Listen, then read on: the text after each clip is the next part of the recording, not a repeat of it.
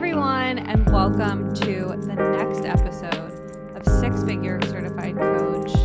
It's me and Liv for a duo solo episode, and we are so excited to talk to you today because we are talking about, drumroll,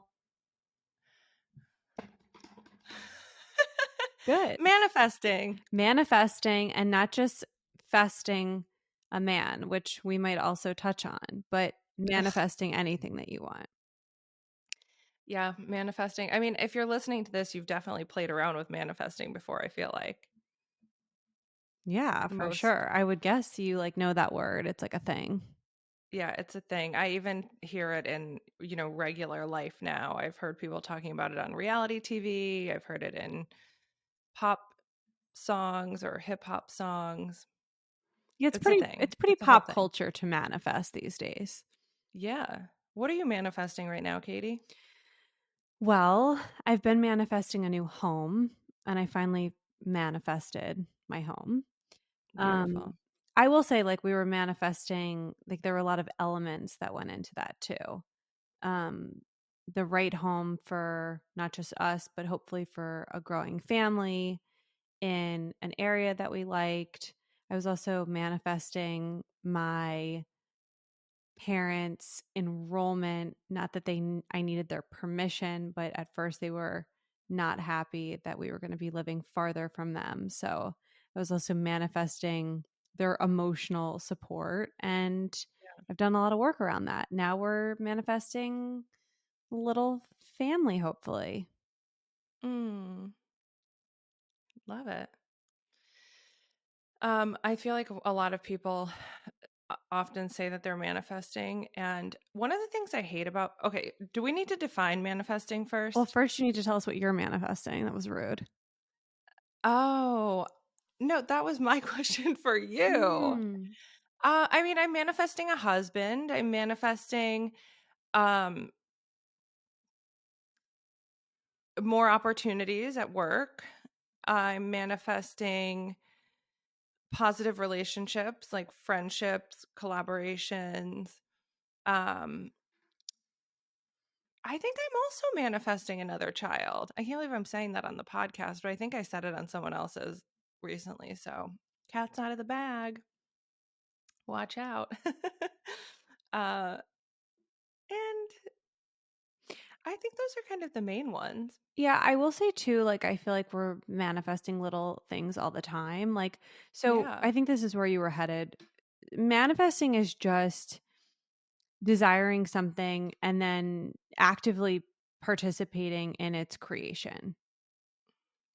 And so, what? That's like actively participating in its creation is, I think, sometimes the part that people forget they actually have to do. Right. Yeah, for sure. So, manifesting is typically talked about in spiritual communities, or that's kind of the origins of it. And usually it comes up because you're talking about energy and alignment of energy and getting your energy into a place for something to come your way. It's Yeah. really interesting that we're having this conversation because I have been going through a little bit of a struggle with my fertility over the past almost a full year. And I think that, a lot of times we want something and then it shows up, and so we might have manifested it, but maybe we don't have these conscious conversations about manifesting because it happens so quickly, right? Yeah. But a lot of times when we start actively manifesting and thinking about it and praying about it and building little altars or doing spiritual work or calling it in or, writing letters to our future children or our future partner or future clients or whatever. It's because it's taking longer than we'd like. It's taking longer than we hoped. It's taking longer than, we planned or thought that it would need to. And we're not really Yeah. sure what to do about it. So we try to start to get involved in the process of creation. And it's really interesting to me because a lot of the things that have been really big parts of my life that are things that, I wanted at some point in my life, first my business, then a business partner, which is you, then later on my life partner, who's my husband, are all things that actually came to me in the end. Meaning, Mm. like, you ended up being introduced to me through a colleague, becoming my client, and then becoming my business partner, really just through a natural progression. Adam found me on Facebook, right? Like, so a lot of the time, like, I would say most of the time, some of my biggest manifestations have actually found me versus me Mhm. having to go find them, which is funny because a lot of my actions or activity in trying to move towards the things I'm manifesting is like very aggressive, go after it energy. And usually the things that end up working out and working in my favor are not things that I had to run towards or chase or pursue even. I was Yeah. like sort of in pursuit of and welcoming the thing into my life, but not that specific person or opportunity. Yeah, it kind of reminds me of like The Secret, like the book slash movie, which I never saw the movie, but it's like you are just becoming the person you need to become to get the things that you want. Yeah. And sometimes it's less weird call. Sorry. It's gonna have to be edited. Um Sometimes I'm sorry, that's gonna have to be edited out. Uh Sorry. Just take notes, 6.5 minutes in. Um, because I completely lost what I was about to say. Not a good day to mess up. You know, another thing I was thinking about this morning, I was thinking about it right before I went to my doctor's appointment, and I was thinking of myself. I was thinking about you actually a little bit, and just like conversations that we have with people, friends, clients, students, whatever.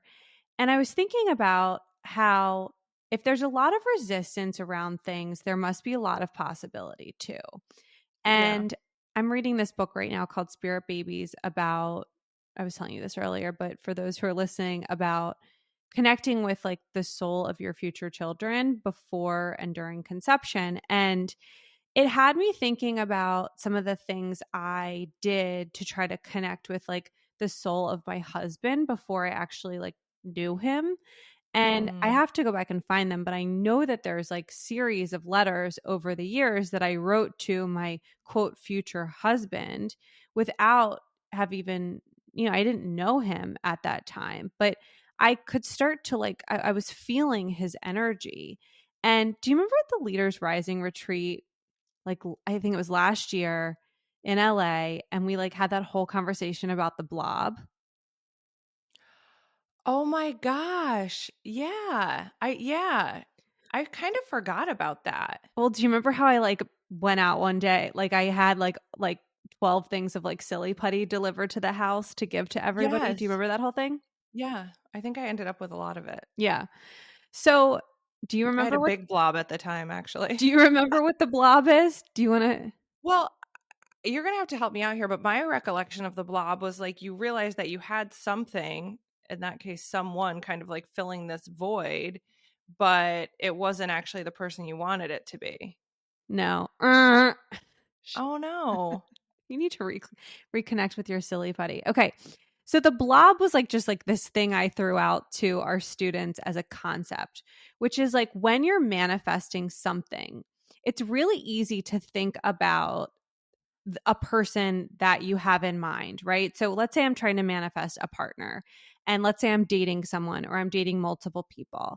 In my mind, when I visualize or I try to, imagine things, let's say I'm imagining like us walking down the aisle, or I'm imagining us in like a holiday photo or something, right? That feels significant to me that I can kind of anchor into.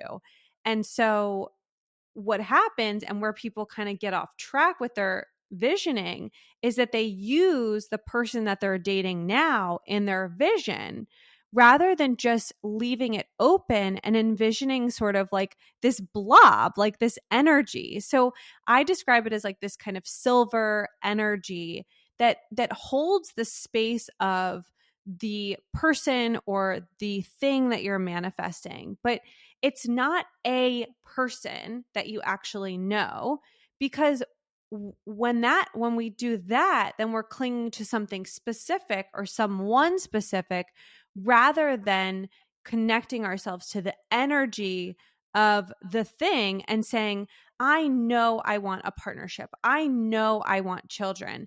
And my message to the universe is that I'm open to anything filling this spaciousness. So I was like joking. I know you remember this now, but I was like, so girls, like, cuddle up with your blob at night, but like, imagine like spooning or like being. I think in my mind, I had pictured the blob as like your ex, if I'm being honest. Like in that story, it was like he existed, but he wasn't actually like the thing that you wanted. No, the blob is like the empty space of what you desire, but not putting a face on it, not putting like. So you would have preferred to have a blob. What? I get it. I get it. This is confusing.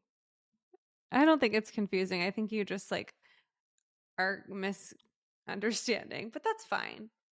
Well, okay. So you're kind of like describing, or the goal of manifesting or this practice is to like become attached to the energy of something rather than the specifics of it. Well, I would say it's actually not to become attached to anything. It's to try to connect with the energy of, yeah, the energetic imprint of what you desire, which I'm just calling the blob, but the Yeah. energetic imprint rather than a specific person, right? So if like I'm like, I want to have kids, and I'm like imagining little kids running around the house, it made me think of it, this book, Spirit Babies, because when the writer, connects with babies who are in spirit, he sees them as like these little emerald like blobs. He sees them as Mm, like these little orbs. okay. And I was like, oh, when you put an orb around it versus like, I can see my little baby with brown hair, it it leaves more space for creation to come in and do its job. Mm, that's tough. I think it's tough concept. And this is I actually feel like I manifest really quickly. Like if you know what I mean, like I'll be like, "Oh, I call you sometimes when I'm like, oh, I'm in one of my like rapid manifestation modes and Yeah. like I can't stop." But I also feel like there's a little bit of nuance in this because we're asked often to get like very clear about our desires, right? Like, let's just use the man because it's such an easy and relatable thing that women want to manifest, or a partner, whatever. So I have the list, right? That continues to grow and grow and grow. And although none of it is physical except height, but leave me alone on that one. Like I'm very tall, but like none of it is physical, but I've had to keep adding to it because I find that when I manifest a man, it's not the right one. So then I have to go and like get more clear on the vision, get more clear on like the feeling of that, like being in that relationship, and what I need to shift in order to call that in. And so it's interesting because we're asked to get super clear on the vision of what we want to manifest, and we do this in business too. We're like, if you don't know where you're aiming, like you're not going to get there. So then the nuance is like, but also leave a void for like creation. So I mean, I get it, but do you see how it's a little bit confusing? Well, yeah, I mean, it's definitely confusing. If it wasn't confusing, we would all be manifesting the right thing all the time. I think you Yeah. bring up something interesting and important, which is that we can manifest something that's actually not what's best for us. And, that's where I think like the greatest good, or, maybe a higher power or the universe or your guides or whatever come into play, where you can get your support team involved in the process, because sometimes we don't actually know what's best for us. Yeah. And I think like this example about children is so interesting. He talks about like, these spirit babies, like a couple praying for like a girl. We want a girl. We want a girl. And like this little boy wants to come in and he's able to connect with the energy. And the baby's like pissed because it's like, they don't want me. So it's such an interesting way to look at things because, we're talking about spirit babies, but anything that we desire is a it's an orb of energy, right? Yeah. And so if we're so hell bent on, like, let's say you want a client and you're like, well, my ideal client is, and you're so specific, right? Well, then if someone comes, like, you're like, I only work with women and da da da da da. Well, let's say you meet, you know a dude, and you're like, they're asking you about working with you, but you're like, no, they don't fit my ideal client profile. And so I'm sorry, but I can't work with you. Well, what if that was what the universe was giving you, and that you were going to learn like really important business lessons through working with that person, right? So the Mm. whole idea is to be open, and to keep your, I think, your desires like a little bit more general. But I agree with you, it's hard to be general yet specific. Yeah. Yeah. Well, and I know we're going to kind of go through the exercise, which like helps you be general but specific, that we do and we do in the level 2 leaders rising. And Katie always leads us because as much as I love manifesting and I believe in it, I do have my hangups with the process. Another one of those being the timeline. And I think this is one of the most frustrating parts about manifesting. And I know Gabby Bernstein talks about this a lot too. She's like, we need to like tune in to the what, but unfortunately, often the how and the when we can't control. Okay. So that can be, I mean, I'm just saying that can be a frustrating part of manifesting. Like you can't control the timeline. Control freaks like myself love to control a timeline. We can't always control the how, but I actually am okay with that one, like releasing control of the how. I was explaining this to someone the other day when they were talking about everything they want, and they're like, but I don't know how yet. I'm like, you don't need to know the how for the entire thing, right? Right. I don't know how I'm going to pull off 99% of what I plan to do, not only in the next week, but in my lifetime. Yeah. I just know it's going to happen. That's the thing about manifesting that's fun. If you can really land in the certainty of it, that's when it's like you're able to more comfortably, I feel, release some of the control or the chokehold you have on the how and the timeline. Yeah. Yeah. Let's do it. Let's talk about see, feel, be, do, have. And with what I want to say right from the top is that we're going to focus in on one of those in particular. Okay.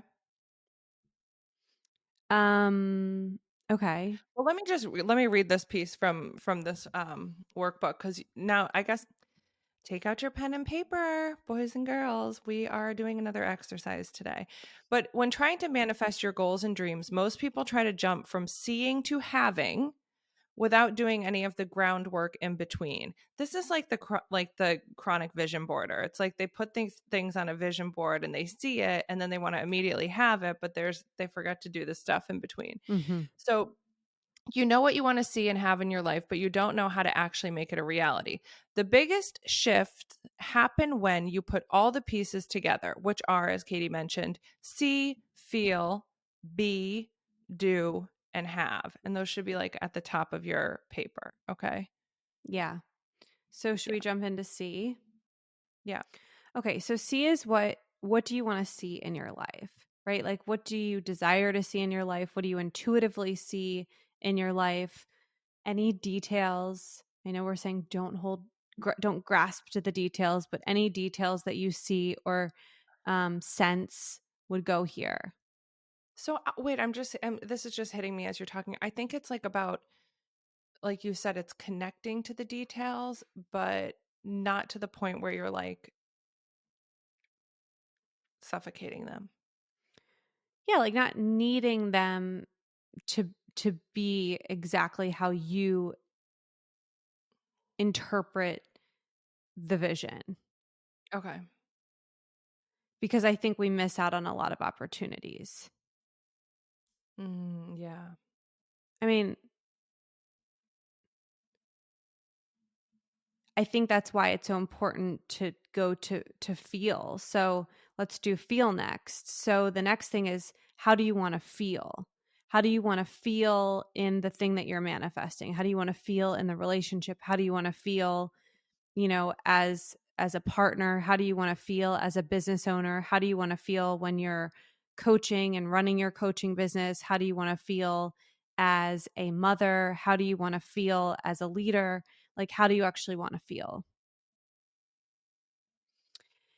And the next one that I actually think is the most important, and it falls in the center, and it's, to me, the biggest thing that people leave out after like walking people through this process for over 10 years. I really feel like this is the biggest missing piece, which is, who do you need to be? Who do you need to be to have what you want to have in your life? And one like really easy way to do this is to, start to write out the qualities of what you desire, let's say in a partner. And then to go through the list and say, like, am I actually being all of these things? Right? So maybe you're like, well, Mhm. I want a great financial partner. But then when you ask yourself, am I being that? You're like, no, I'm actually not. I wouldn't be a financial partner right now. Right? Mhm. Or you're like, I want someone who's really healthy. And then you ask yourself, well, am I really healthy? And you're like, well, there's actually some stuff I need to clean up.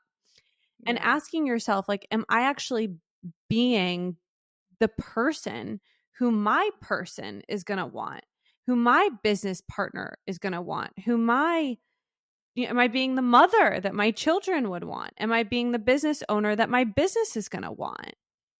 Yeah. We did this part of this exercise at the last retreat, actually, where it was kind of an invitation to clean up our side of the road, right? Where it's like you want to have these, clients, but those clients also need you to show up as your best, your highest and best self, right? And I think we talked about that quite a bit in a couple episodes ago when we did like the soul signature exercise and like who do you need to be to become the person that, has it all and, it all being whatever that however you define that. Yeah. I I want to go to the next one, which is do, but first I want to say this. So I started to say this earlier. I was driving this morning and I was thinking about, if there's so much resistance to something, meaning it's taking a long time or there's a lot of work that needs to be done, and there must be so much possibility too. And, what I was thinking about is, if you're having trouble finding your love, or you're getting your business off the ground, or having a baby, or, you know, writing your book or whatever, it might be that the thing that you're calling in is something so big and so special that it really requires the conditions to be right. Meaning, like, there might be things that you need to clean up on your side of the street, not to be this perfect person, but to create the conditions necessary for this manifestation that you're calling in to come all the way in. Yeah. And so, like Liv said, going through and looking at, am I actually being everything that I need to be to receive what I want to receive, is a really great exercise. So the Yeah. next step is do. And what we can look at is, once we get clear on the being that's required, we ask ourselves, well, that version of myself, right? The version of the woman who is being that next level self, who's being the person that is worthy of and ready to receive the manifestation. What would she actually be doing? What would she do? Yeah. Like, what kind of actions would she take on in her life, right? And, a lot of times this is where maybe something that you're looking to manifest actually needs you to clear some space. And going back to what you said about The Secret, like, I think The Secret talks about if you're trying to manifest a relationship, like, clear out a drawer. Yeah, I think it's like make a whole section in the closet or something. Yeah. Yeah, I mean, a drawer would have So, never been enough for my husband, so that's why that tactic didn't work. I was showing yeah. someone our new closet and they were like, so Adam has like a full half of the closet. I was like, "Oh yeah, he needs it." Yeah. Got a lot of shoes. But I think it can be like small things. Like it doesn't have to be, the whole extra parking space in the garage or whatever. Yeah, and I think more than things, even if we're using those things as examples, it's cleaning up the energy. Like, Hmm. really, maybe, a lot of people, I know I was like this, want a relationship to like sort of save them in a way. And the reality is that the right relationship is going to meet you, but it's not going to save you. And so if you're still looking to be saved and you're in that energy, then you're only going to get people who also want to be saved or who Yeah. have some sort of savior complex and like want to be the savior, right? And that's probably not actually what you want because you're like, I'm manifesting a partner. And it's like, okay, but I keep getting all this weird stuff. Another way to kind of backtrack this is like look at what you're getting when you think you're manifesting, look at what you're actually getting. Yeah. And that's like some like existential kink, right? Having as evidence of wanting. Yeah. I'm thinking about that. Yeah. Do you want to And elaborate reading on it in a that? book club.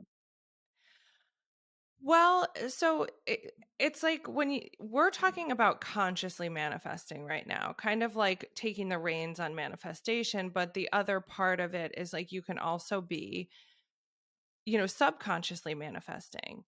And what is her name? Carolyn Elliott? Okay. So she wrote a book called Existential Kink. And basically, the whole thing is like having is evidence of wanting. So if you're manifesting, a shitty job over and over, an abusive partner, well, not abuse, that's aggressive, but a bad partnership or someone who's not treating you well, um,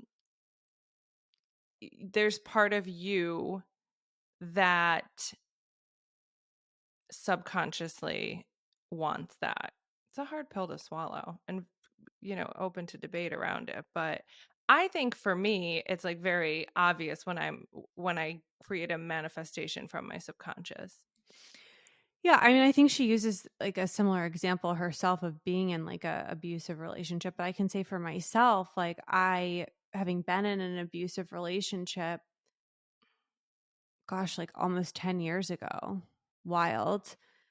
There was part of me that like felt like I had to stay in it or that Yeah. maybe that was all that was available or that was what I had to settle for or if I wanted someone who was like creative and interesting or then they were also going to be, they were also going to come with some of these darker qualities.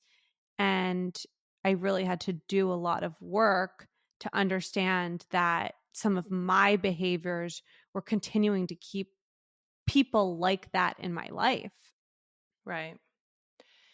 Yeah, and not to be confused that like if you're a victim of abuse that it's your fault and you called it in.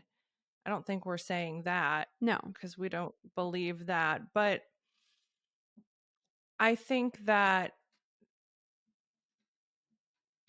there are parts of us, or I will just speak for myself. I think that in the past, and hopefully not anymore, because I've been doing so much of this work, but parts of me were very addicted to the chaos and the drama and this like back and forth fighting energy and this almost, one of the people I talked to about this book said to me, it seems as though my existential kink is being the woman who leaves. And so she said, I'm subconsciously attracting more people that I will break up with.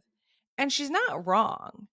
Like, I have left a lot of things, and it does. So she also says your like existential kinks are a turn on, right? Not just sexually, but like you lit up, turn on, whatever.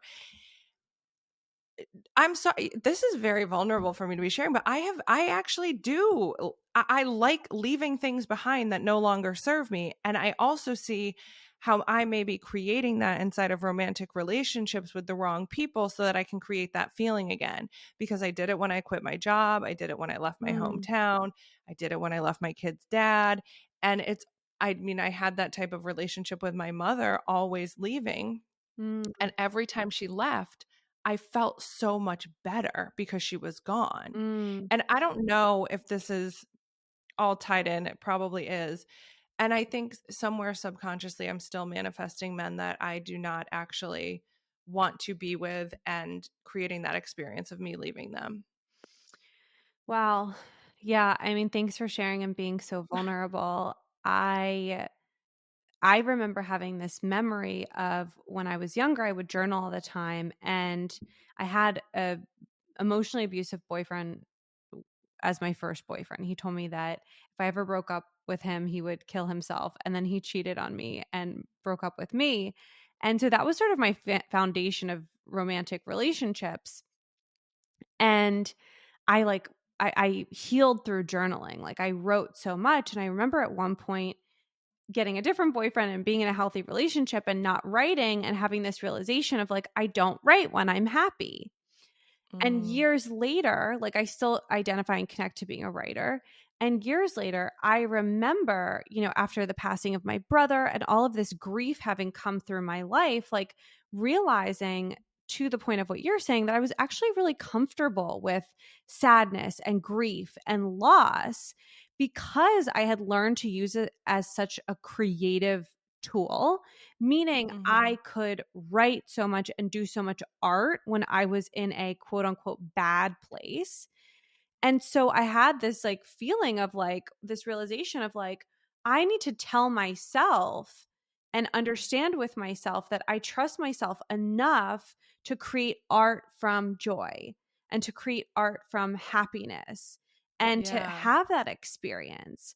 But it is so interesting how our childhood experiences are so formative, Yeah. and they stick with us. Well, I think that's why this exercise can be so helpful too, because y- it's like just because the norm has been attracting these more negative experiences and creating the thing that we want, I think if you really tune into that like feeling part, it's like, okay, I want to, write my next book, right? But nowhere in there do you want to have the feeling of grief or sadness, right? Right. So it's like getting really clear on what those feelings are going to be, not only when you have it, but in the process of creating it. Yeah.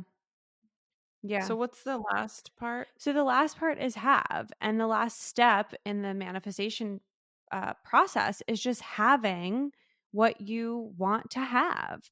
And, Yeah. the have column, if you line this up in columns, like Liv said at the beginning, the have column should end up looking really similar to the see column. That what you see for yourself and what you're desiring and manifesting ends up really aligning with, probably not being exactly the same, but aligning with what you end up having. And that is the completion of the manifestation process Yeah. as we And teach it. what do you say to people who are like manifesting something? I mean, people, also us, and it's not happening fast enough. Like, do we go back and do the exercise again? Like, what is kind of your remedy, I guess? Yeah, I mean, I'm going through that myself right now, and I think that the question becomes like, yeah, going through this, having it be a living working document and saying, okay, like, have I really sufficiently laid out all the steps in this process? And again, the place to look is, I think, really the being. So, who do I need to be to have what I want to have? Yeah. And am I maybe saying, am I grasping onto it? Am I holding it too tight? Does the thing, right, the blob, the orb, the separate energy that I'm trying to call in and unite with have its own timeline? Can I surrender to that? I remember at one point feeling like I was doing some sort of journaling to connect with my future husband, and I felt like he was not ready, like he was not available. And what's so interesting is that I ended up marrying someone who I met 2.5 years prior. We stayed friends, but he was not ready. And I actually was not ready for him. Mm-hmm. And so, like, when people are always like, oh, I just did not like this person. And then one day they just looked like a totally different person to me. That is what happened. I started to like Mm-hmm. get all these visions of Adam in this really different light. And I was like, where is this coming from? This is so weird because I was dating someone else at the time? And, Yeah. I think that in a way, you and I were talking about this over the weekend because you were like, well, you didn't have to try that hard or something. I forget what you said, but you were right to an extent because my focus was on my previous boyfriend. And Oh, I when you was, were like, well, the key to our relationship, we were friends first. So it wasn't like an intimate relationship. And I was like, well, yeah, like you had another boyfriend. He was in a different, and your now husband was in a different city. But yeah. But that's like the more natural. I think one of the things you're saying by not like holding on too tight is like allowing yourself to feel peace on the path, right? yeah, So not feeling like you're in this pressure cooker. And I think that is especially important when you're manifesting other humans that have their own timeline yeah. and their own desires and goals and dreams. And I think we just have to believe that at the end of the day, when paths are meant to unite, they will. Hmm. But we also have to stay on our own, spiritual or peaceful or being based path if we're going to have that intersection. I have a really great affirmation for this that I've been working with Okay. myself, and I used it for many years with partnership. But it's that my perfect blank is coming to me and will arrive in the ideal time. So I keep saying like I'd like to have multiple children. So I keep saying my perfect babies are coming to me and will arrive at the ideal time. And for many years I said my perfect partner, my perfect husband is coming to me and will arrive at the ideal time. And I Yeah. think that that's a really great mantra to just take with us. And you can say it when you're driving, you can say it when you're walking around the house, when you're cleaning, when you're stressing, when sometimes we have to sort of respond to our own neuroses and say, quiet, like, we've got this, my higher Yeah. self has got this. Like, and the higher selves of the other beings that are part of the manifestation. Yeah. And that's like you pray for the thing that you want before you have it, even if you don't know. I mean, if you're a prayer person, like I always like, I'm like praying for my future children. I'm praying for my future husband. I have no idea who they are, where they are, what they look like necessarily. But I think you can also be praying for your future clients. You can be praying for, your future career or job or business. I don't think, and praying intention, whatever. But I really like that mantra, and I find like deep peace in that, and just that ability to take a deep breath and know and trust that it's coming. And I think you have to work on that trust piece too, or none of this is possible. I love that you brought that up because I wanted to say something in closing about trust, which is that literally the only function of trust is that you're working with something invisible, right? That can't be seen in the moment. So the thing that Hmm. frustrates us about trust is also the exact definition of trust. Trust is meaningless if we know it's going to happen, if we 100% see it, or like if I have lunch scheduled Yeah. with you on Tuesday, I don't have to trust that we're going to have lunch again. Like, we've got our lunch date, right? But if we've lost contact, or I'm trying to connect with a being, an entity that I see in my future, that I feel for myself, going back to the exercise, like a future partner, a future business partner, a future client, but I don't know what it looks like exactly. The only thing I have to rely on is trust. So it's Hmm. like the most important ingredient. Yeah. and we can manifest trust in our relationships too. So, all right. Well, thank you for leading me Thank you and for everyone leading else. me. Go share this episode with someone who's manifesting and make sure you do this exercise for yourself. And we'll see you on the next episode. Yeah, thanks for being with us on the journey, guys. We love you.